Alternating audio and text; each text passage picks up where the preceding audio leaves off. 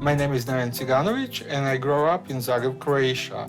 I had a lovely childhood with my father, mother, and older sister. I had my first surgery when I was 22, and I just couldn't stop. My goal is to look good forever.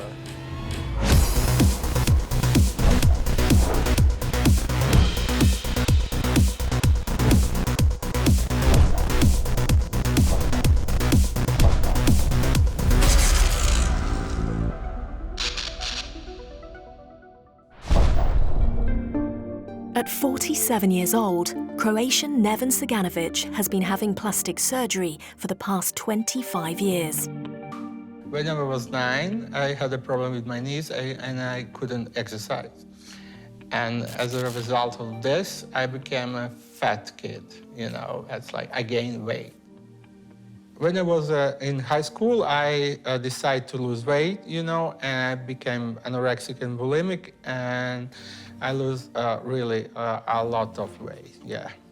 I became very obsessed how I look at that time. In 1992, the people started to put the silicone in the lips. It was really new in the world everywhere. And from the childhood, I had a little scar on my lid, and I want to fix this. I thought that silicone gonna fix this. The result was not fix the scar, they just plump my lips more, and I like it. That was my first procedure. I became very obsessed how I looked at that time. I had 3 nose job, silicone plumping lips, and I have twice made my cheekbones, cheek implants. I just want to stop this aging. This is my goal. I still want to look 47 forever. A minor celebrity in his native Croatia, Neven has built up thousands of followers on social media using his youthful looks. I call myself Starleton on Instagram because the Starleton means that this is a person who is everywhere. Everyone knows this person. It's like a person. In Serbia, there was one article about me in a newspaper, and they call me Starleton. I was like in so many TV reality shows. I like this prefix. I want to be Starleton.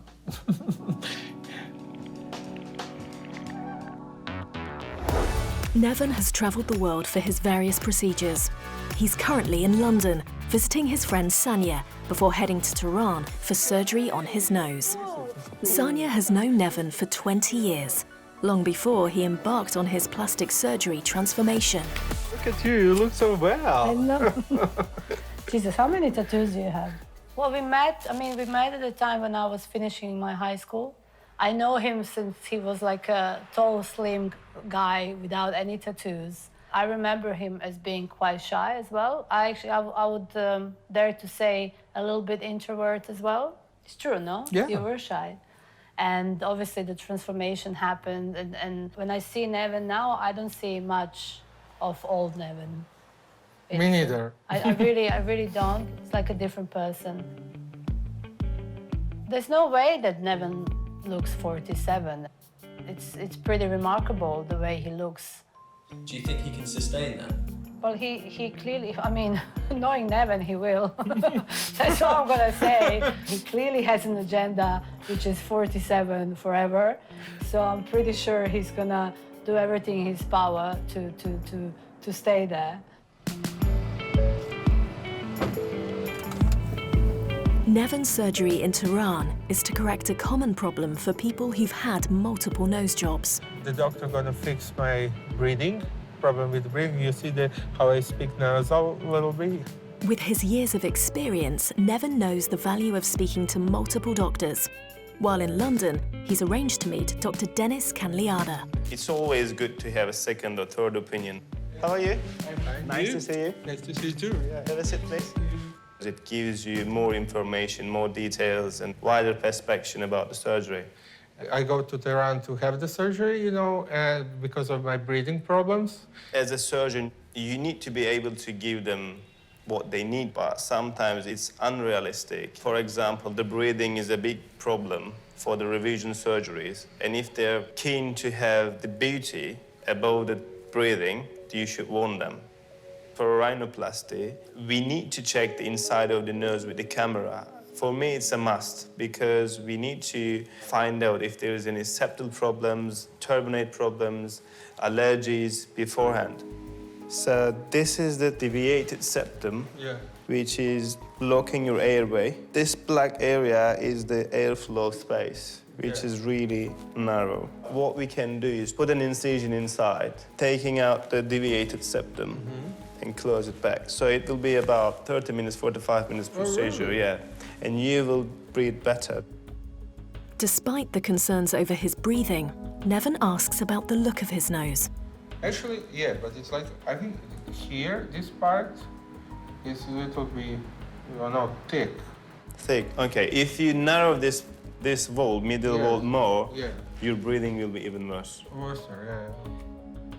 I convinced him that he doesn't need to do anything about his shape of the nose. In my practice, I always take care of breathing first. Yeah, of course. And once you get older, it will be more significant. We need to do something to fix your breathing. I wouldn't touch any other of your nose. After the consultation, I feel that I'm going to run for the right reason. It's priority to correct my breathing instead of the look of my nose. Next is in end of September, I will go to Istanbul for the changing color of my eyes. I think having surgery, Neven became a much more confident person. It really helped him on his journey. As long as this is something that he truly wants to do, and if this is something that he really needs for himself, then obviously friends are there to support. We do need those extra things to actually finally manage to come out as people, For some people it's a surgery, for some other people it could be something else. As long as it's improving someone's quality of life as well and making them feel better by themselves, I think it's a good thing. I grew up in a little town in Staffordshire. My parents split up when I was about 12. Once I left home, I knew I wanted to change the way I looked. I've spent over 100 grand on my face and my body, and I just love the way I look.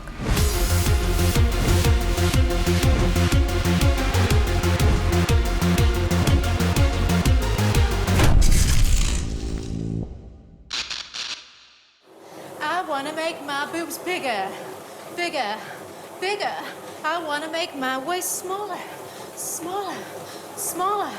I want to make my butt bigger, bigger, bigger. Over the course of 10 years, 28-year-old Star has transformed her appearance through multiple cosmetic procedures. I had boob jobs, numerous amounts of Botox, cheek implants, jaw and forehead contouring. I've had liposuction, lip lift. What has driven Star to enhance her body?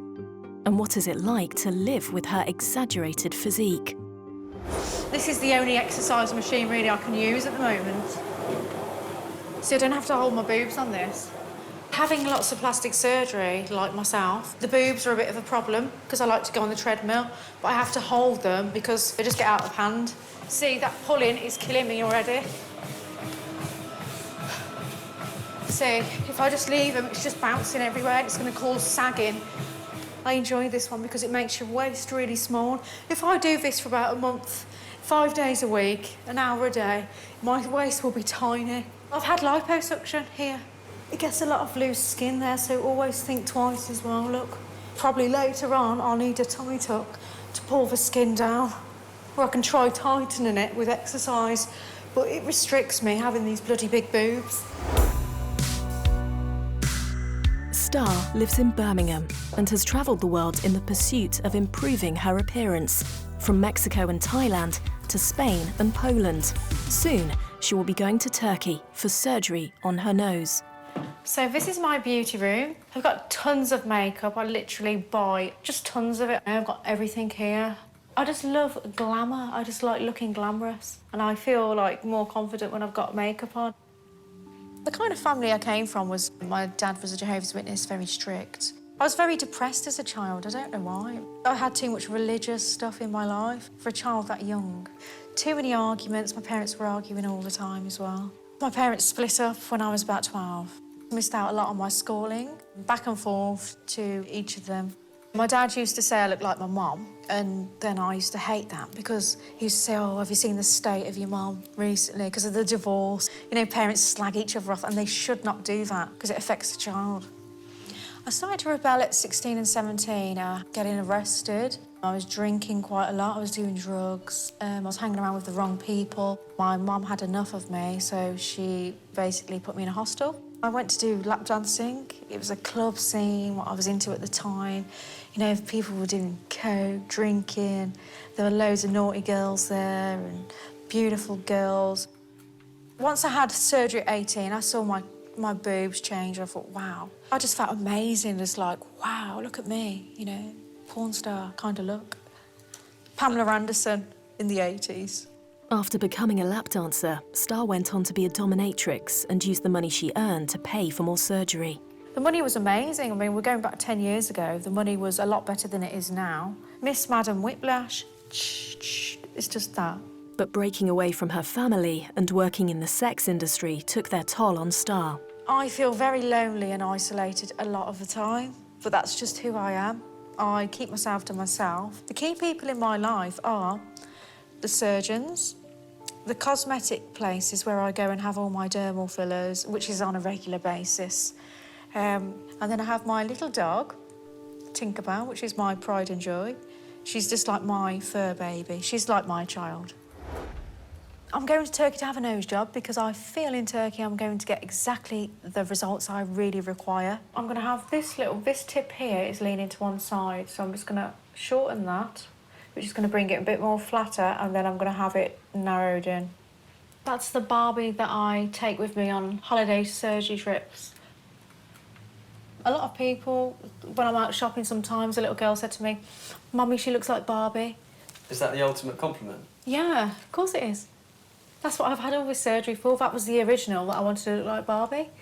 But I'm sort of off that now. I'm sort of growing out of that.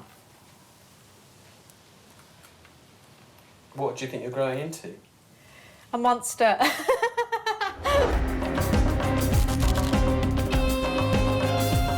The cost of plastic surgery in Turkey is considerably cheaper than the UK, and the country has become a hotspot for cosmetic surgery tourism. Star's procedure is with Dr. Bora Ok. Welcome. Thank you. I'm Dr. Ok. In the previous operation, they took a lot of cartilage. They didn't give a good shape, and we tried to fix it. It's in the mirror. Now, our main objective is to make your teeth look better. And for that, I look inside your nose for some septal cartilage that we can use on the operation.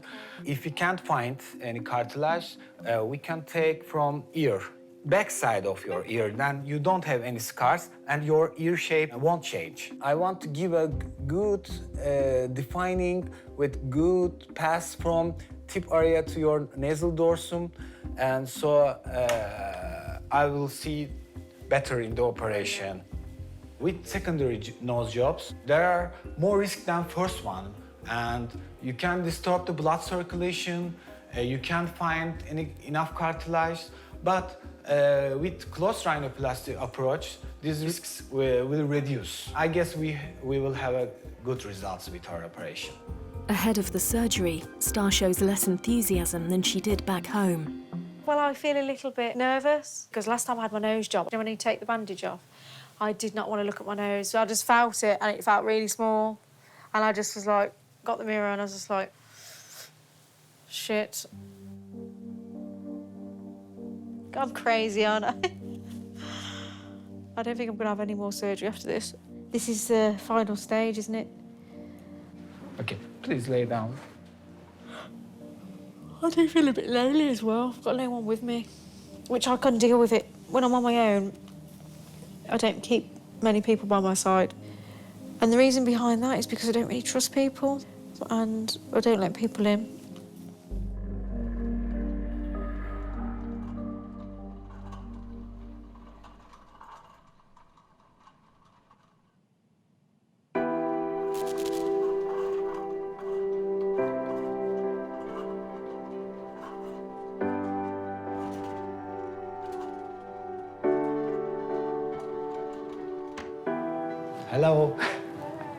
Operation went perfect. We have septal cartilage, we use them.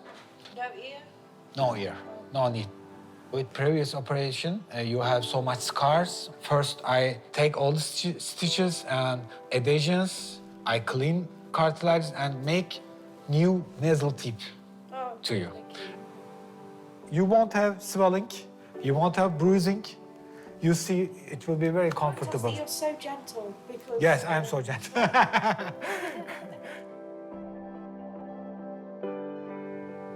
Is it sort of addictive? Yeah, I'm addicted to it.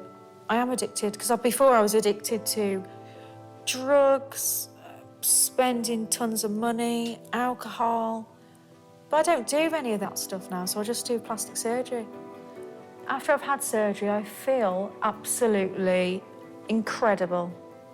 It's like antidepressants, euphoria of youth. Give me 2 months, I'll be selfie ready and I'll be slaying.